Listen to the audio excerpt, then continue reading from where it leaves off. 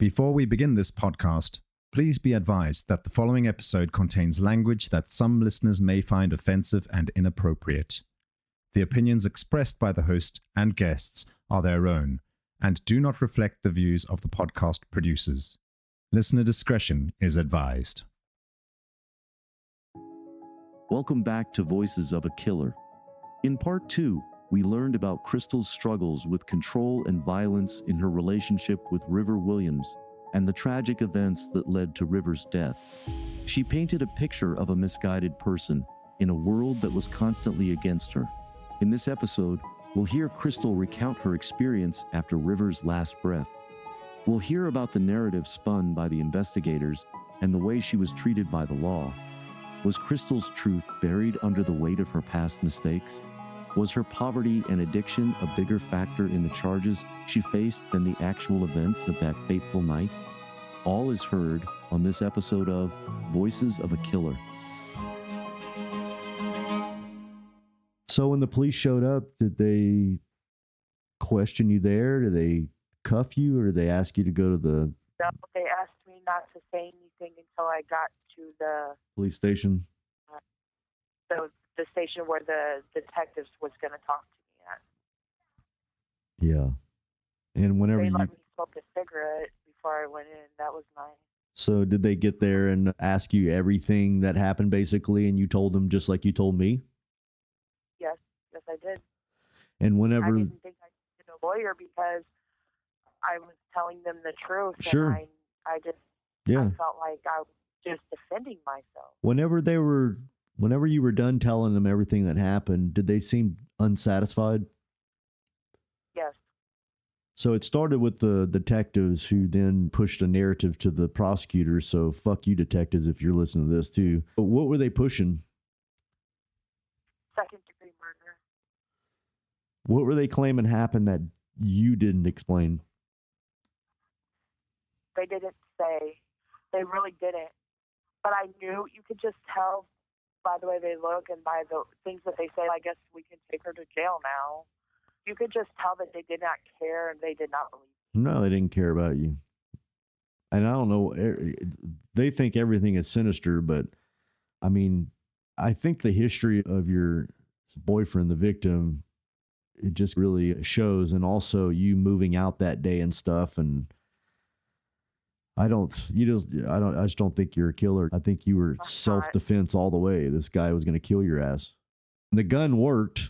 Now we know the gun worked and it was pointed at you. Were they trying to say that he was pointing a gun that shouldn't have worked and he didn't think it worked? Did they use that crap? No, actually the specialist said he was very surprised that they didn't know how it worked, but the detectives were like, so you were just randomly pointing guns at people? Like, no, that's not what I was doing. Like, you were saving your life. Yes, and they even had the police report where it was clearly one of his friends that stole it from their parents that he got it from. Wow. Who are these fucking detectives? Do you remember them? I don't anymore. I have all the paperwork, though. I sent it home with my mom. Yeah, but you ended up taking a plea deal, right? Yes, my mom begged me to because she was scared that even if just one person didn't believe me, I would be going for long. I know, and you would. And here's the crazy thing. Like I said at the beginning of this thing, it's like the charge is involuntary manslaughter, Class C, non-violent. Yes. That means that you maybe accidentally shot him. How long did they interrogate you? Like they really dug into you and pressured you? It was so late or early in the morning even that I don't feel like it was very long. Right. Whenever they finished, did they actually book you and put you in jail right there? Yes. Did you go? You went voluntary to talk to them. They didn't arrest you there, right? And then whenever they finished talking to you, they said, we're going to put you in jail. We're going to charge you with second-degree murder. They didn't tell me that they were going to charge me with anything. They said, so we're going to go on and take you over. Oh, you had a warrant? You had an outstanding warrant for something else? Yes, for gotcha. possession. Yeah. And I said, okay. And I went over there, And I was in holding for 4 days before they took me downstairs and told me I was being charged with murder. I'm telling you right now, and I want you and everybody else to understand exactly how this went. They talked to you, you had a warrant, you're a person that they probably know is a drug addict. You got warrants, you got things that's happened to you. And now you got a guy that you shot and you have a story about how that happened. This story to them is so skewed in their eyes because it's coming out of the mouth of somebody that they work against 24/7, somebody that does drugs. Yes. So it doesn't matter if you're telling the truth or you're telling some wild story. They just cannot believe it. So from there, they created their narrative because there's no fucking way that you actually had to defend yourself. You know what I mean? There's just only cops have to defend themselves. So anyway, they come up with their own narrative the next fucking day because this is, like you said, early morning. That little report hit the prosecutor's desk. And then the prosecutor starts looking at who you are as a person. She had an outstanding warrant at the time. She does methamphetamines. We're charging her. We're getting her off the streets. And he was really known too. Really known there. Yeah. So there's no way that they're going to let you, somebody that's caught up in the system and breaking laws, get away with killing somebody. It's just not going to happen. But that's not right because it's just, you just go by with whatever the law says. If this person's defending, whatever it's written, the letter of the law. And these motherfuckers don't do that. No. And that's a shame. I want to see them work exactly like the law says. Had been a woman of society or had a little bit of money for a real lawyer or somebody that had never been in trouble before, I don't know if I would have had the same ending. Crystal's arrest fits into a broader pattern of how people who are in a lower class and involved with drugs are treated by the justice system. In Crystal's case, after the accidental shooting of her boyfriend River, she voluntarily spoke with police, expecting to explain herself. But things quickly escalated. She wasn't immediately told she would be charged with murder. Instead, the focus shifted to her past, a warrant for drug possession, and her history with meth. As the investigation continued, the authorities created a narrative where her background as a drug user overshadowed her claims of self-defense. This isn't uncommon. In the United States, individuals with prior arrests, especially for drug offenses, often face deep skepticism from law enforcement. Crystal's experience mirrors many cases where those who are poor or marginalized are more likely to face wrongful convictions or biased assumptions during arrests. Had she not been poor or involved with drugs, would her story have been seen differently? Would the narrative of self-defense have been taken more seriously? These are questions that linger in cases like Crystal's, where the intersection of addiction and self-defense leads to devastating outcomes. More on this after the break.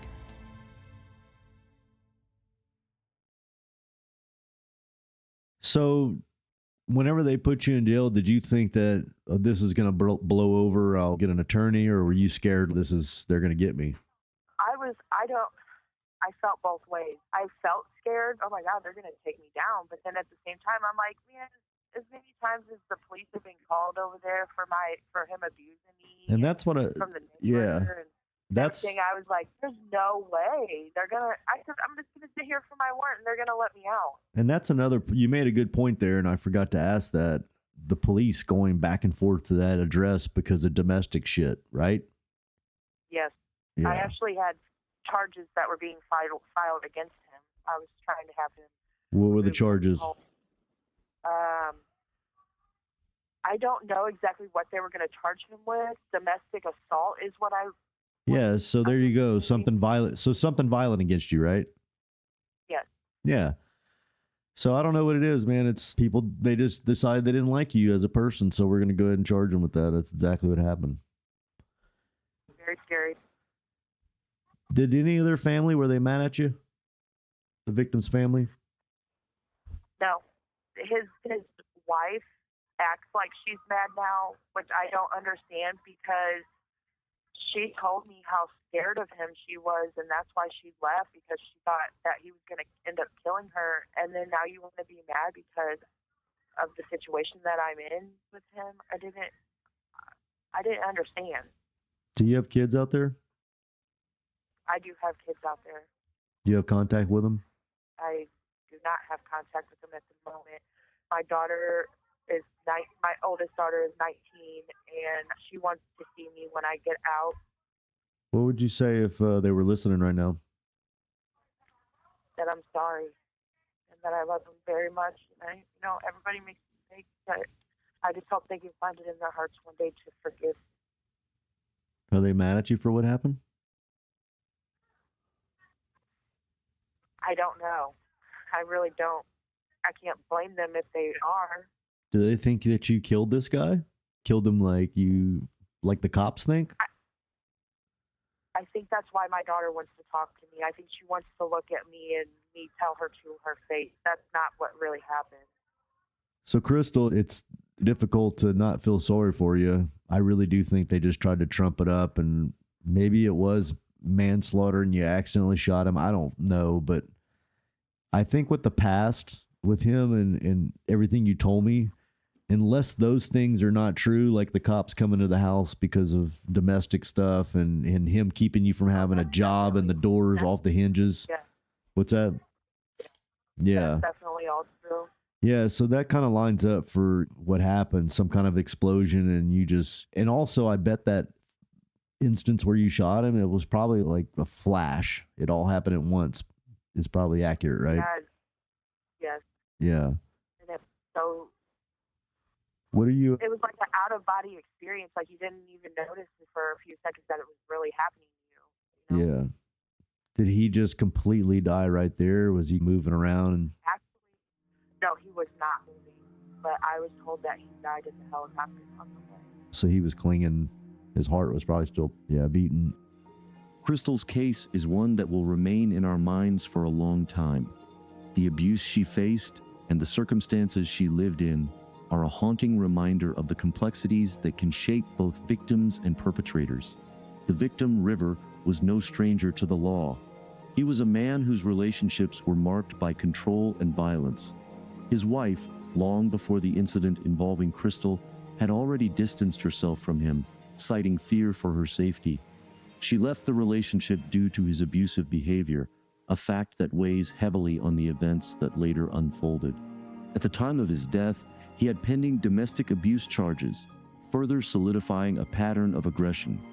These unresolved charges reflect the dangerous environment he created, one that only worsened with time. It was also sad to see multiple comments across social media pinning Crystal as a cold, hard killer. Talk of River receiving 2 gunshots to the head seemed to be a common misconception passed throughout the forums. In a world where media coverage is so vast and social media is able to spread so quickly, the importance of true facts is more important than ever. Crystal's plea deal and the circumstances of her arrest leave us with difficult questions about justice. Was she simply a woman backed into a corner, fighting for her life? Or was her history with drugs and poverty enough to overshadow her claims of self-defense? The truth lies somewhere in between, blurred by trauma, addiction, and the flawed nature of our justice system. Before we ended our call, I wanted to ask Crystal about her plans once she was released from prison. So what are you going to do when you get out? Take care of my mother. Try to get a better relationship with my children. Yeah.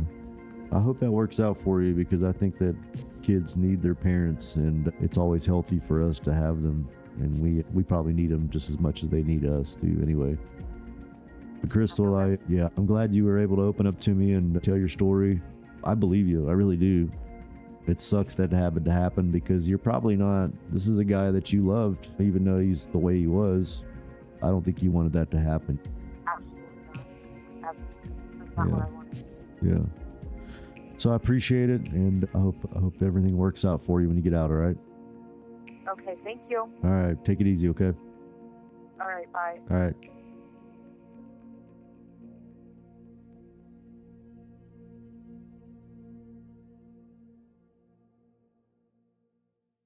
on the next episode of Voices of a Killer.